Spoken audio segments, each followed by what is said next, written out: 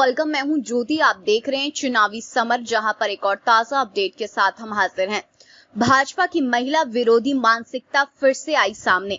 मोदी और शाह के राज में भाजपा में ऐसे नेताओं की भरमार हो गई है जिन्हें लड़कियों की आजादी पसंद नहीं है।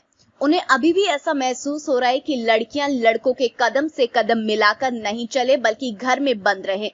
कुछ नेता तो ऐसे हैं जो अभी भी रेप जैसे घिनौने अपराध के लिए लड़कियों को ही दोषी मानते हैं। दरअसल गोवा में नाबालिग लड़कियों का गैंगरेप हुआ था, पर गोवा के सीएम ने इसके लिए इशारों में लड़कियों को ही जिम्मेदार ठहराया है। आपको बता दें कि गोवा के सीएम और भाजपा नेता ने ये कहा कि माता पिता को इस बात पर आत्मनिरीक्षण करने की जरूरत है कि उनके बच्चे अंधेरा होने के बाद रात में समुद्र तटों पर क्यों घूमते हैं।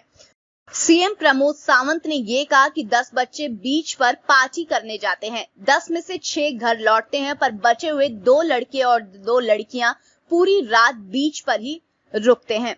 उन्होंने कहा कि जब 14 साल की लड़की बीच पर रात बिताती है तो माता पिता को भी आत्मनिरीक्षण करना होता है, उन्हें भी इसका ध्यान रखना चाहिए। उन्होंने ये भी कहा कि हमारी भी जिम्मेदारी है। प्रमोद सावंत ने कहा कि बच्चे अपने माता पिता की ही नहीं सुनते तो हम सारी जिम्मेदारी पुलिस पर ही नहीं डाल सकते। वैसे विपक्ष ने रेप के मुद्दे पर सीएम के बयान का विरोध किया है। पूर्व डिप्टी सीएम विजय सरदेसाई ने ये कहा कि गोवा की ऐसी ब्रांड इमेज है जहां यहां कोई भी देर रात तक सुरक्षित महसूस करते हुए घूम सकता है, इसलिए भाजपा सीएम को अपनी मानसिकता बदलने की जरूरत है। वैसे हाथरस कांड के दौरान भी उत्तर प्रदेश के भाजपा नेता रेप के लिए लड़की को ही जिम्मेदार ठहराते हुए नजर आए थे।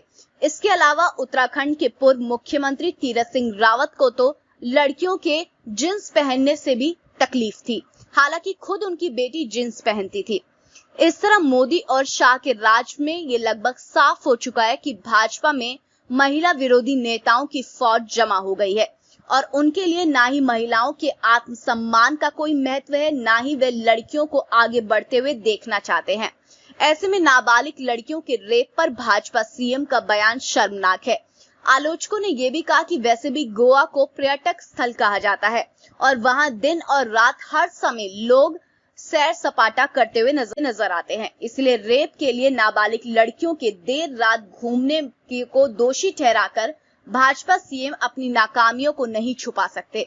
इसलिए विपक्ष का भी ये कहना है कि भाजपा सीएम लड़कियों को दोषी ठहराने के बदले गोवा को सुरक्षित बनाने की कोशिश करे, ताकि राज्य पर्यटन के क्षेत्र में आगे बढ़ते हुए रहे और राज्य में लड़कियां खुद को सुरक्षित महसूस कर सके। तो इस पर आपकी जो भी राय है आप प्लीज कमेंट सेक्शन में लिखें। Thank you so much. Keep watching today's for more news.